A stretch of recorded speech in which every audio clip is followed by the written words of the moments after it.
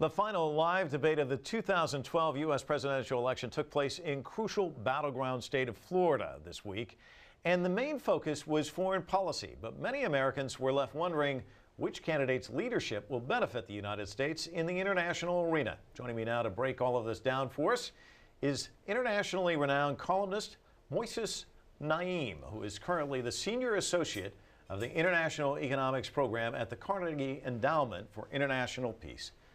Welcome to The Heat. Delighted to be here. Thanks. What role do you think foreign policy plays in U.S. presidential elections? Not that important with most of the domestic audience, is it? Right.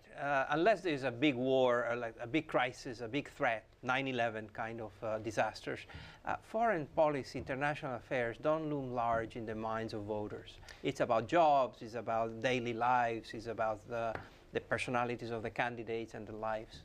So when you kind of stack this up against the other debates, does this debate matter? Does it have much of an impact on the race? We don't know that. And, you know, there is a whole current of opinion and research that says debates don't much matter. Debates happen, what debates do is to provide voters with a feel for the temperament, for the personality, the character of the candidates.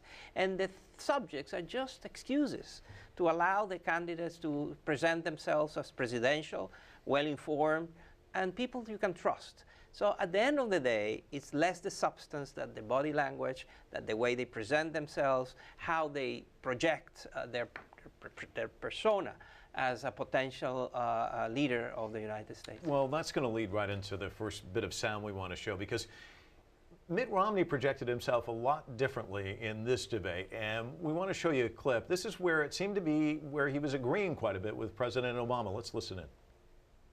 I felt the same as the president did. I want to underscore the same point the president made. I could agree more about going forward. The president was right to up the usage of that technology. There have been times, Governor, frankly, during the course of this campaign where it sounded like you thought that you'd do the same things we did, but you'd say them louder, and somehow that would make a difference.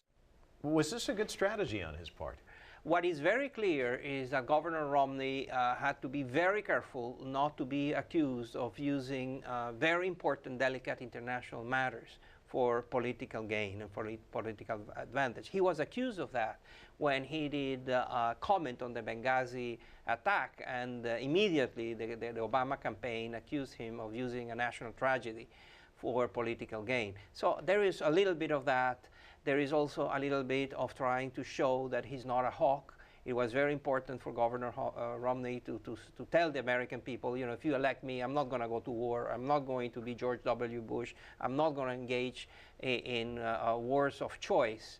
And I am not the hawk that I was when I had to win the primary election in the Republican Party. I want to play a clip from President Obama in the debate earlier this week where he criticized Mitt Romney's foreign policy as being outdated, out of touch with today's realities, and I want to get your reaction. Let's listen. Because a few months ago, when you were asked what's the biggest geopolitical threat facing America, you said Russia. Not Al-Qaeda, you said Russia. In the 1980s are now calling to ask for their foreign policy back because, you know, the Cold War's been over for 20 years.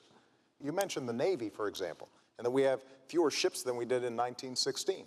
Well, Governor, we also have fewer horses and bayonets because the nature of our military's changed. We have these things called aircraft carriers where planes land on them.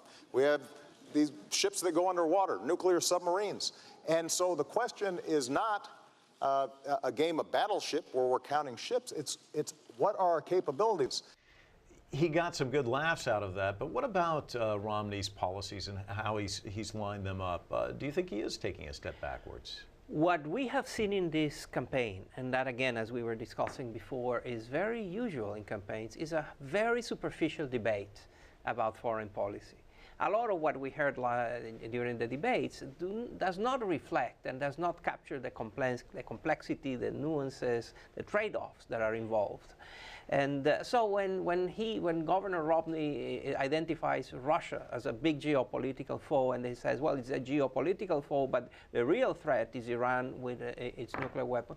Well, in the middle of that, there is a whole layer of complexity that gets just thrown away. So the central story here is one of sound bites, one-liners, and posturing that don't really capture what really happens when that person sits in the White House and meets with the national security team and the Joint Chiefs of Staff and the intelligence community, and information is presented that has little to do with that kind of blanket statements. Well, and I want to get to a couple more of the pieces of sound, but one of the things that I find interesting is in so many cases, if you start ticking them off the list, you look at Syria, you look at Iran, you look at all of these issues, there aren't a lot of easy choices, are there? And there really isn't a lot of flexibility in what direction you can go in.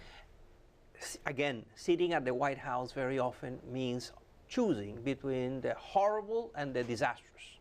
So it's not that you have going to the beach or going to the hospital, and it's very easy to decide that you're going to go on vacation. Very often is going to the one hospital or a different hospital, but both choices are horrible. Well, let's listen to a little bit of sound that also came from the debate. The Romney campaign, of course, has criticized President Obama quite a bit for apologizing for the United States, and Obama called this the biggest lie of this election. Let's listen. Then the president began what I've called an apology tour of going to various nations in the Middle East and criticizing America. I think they looked at that and saw weakness. Nothing Governor Romney just said is true, starting with this notion of me apologizing. This has been probably the biggest whopper that's been told during the course of this campaign. This is something he's trying to hang on the president. Is it a good case to make? No, it's not a good case to make, and in fact, it's not bad that the President of the United States explains to the world that the United States does not want to be the arrogant superpower that imposes its will on others without any constraints. It is very important that to understand that we live in a world where no country, regardless of how powerful it is, can go at it alone. There are a lot of problems that no country can solve and no country can tackle without help. And that means alliances. We live in a world where people need, countries, nations, groups, need to have friends and need to have allies. And you don't get a lot of allies if you go around the world just imposing your view on others. The rhetoric on China has been very heated, and my question to you is, Governor Romney said he's going to do a lot of stuff on day one when it comes to China. How realistic is that? It's unrealistic, non-credible, and it's not going to happen, even if he wins. Because if he declares, as he said, China as a currency manipulator, the next thing that happens is that the next day he has a trade war and has frictions with the United States' most important partner. The China-United States is the most important relationship and the most complicated relationship in the world. So one job, the main job of the American president is not to make it more complicated. And calling China a currency manipulator doesn't buy you a lot of good, but it does create a lot of problems. So that's why this administration and the previous administration was very reluctant to do that. And then, as the president said, which is true, the Chinese currency has now become more aligned to what its natural exchange rate should be. So it may be that that's a non-issue. That doesn't mean that Governor Romney and President Obama are not correct in saying that a country like China, that is now playing such an important role, ought to be a very important champion of a rules-based world. That it's very important that big countries and small countries play by some rules, and that those rules are enforced and protected and defended and promoted by the big countries. And that is in the interest of China, that is in the interest of the United States, and ultimately in the interest of the world. I have a friend here who's from the United States, who lives in Beijing now, does business over there, and he said that the people over there that he talks to in Beijing, they're used to this every 4 years. They don't put much stock in these comments. How come it happens every 4 years, though? Does it resonate with the American voters? Is it demonizing somebody will get them to the ballot box, or? Well, if they do it, if Governor Romney does it, it's because he has some surveys that say that in his constituency, among his natural voters, bashing China pays political dividends. And, but I can guarantee you that if he gets to the White House, his actual policies are not going to be perfectly aligned to what he said as a candidate.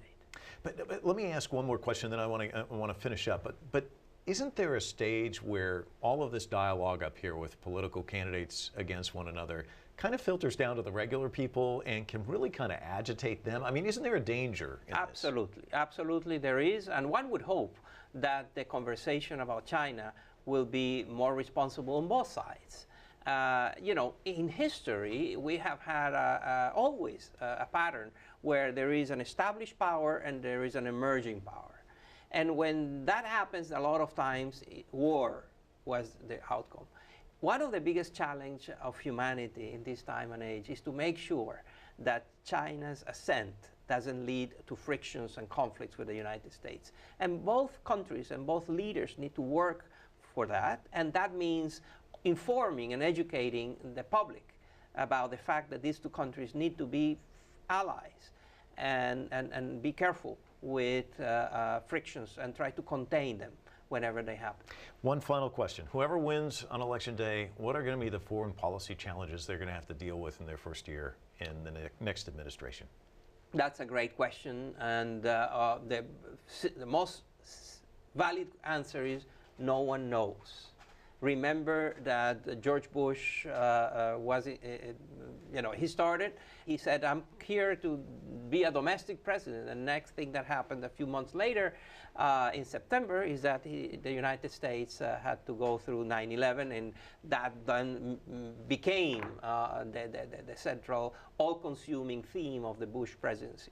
So the first answer is we don't know what can happen. The second answer is that the issues are the ones that are already here on the table, is Iran and its nuclear program. It's what's happening in Syria and how that may escalate and the contagion with other countries. Is the frictions between Syria and Turkey. Is, of course, the European crisis. And if there is a blowout of the European situation.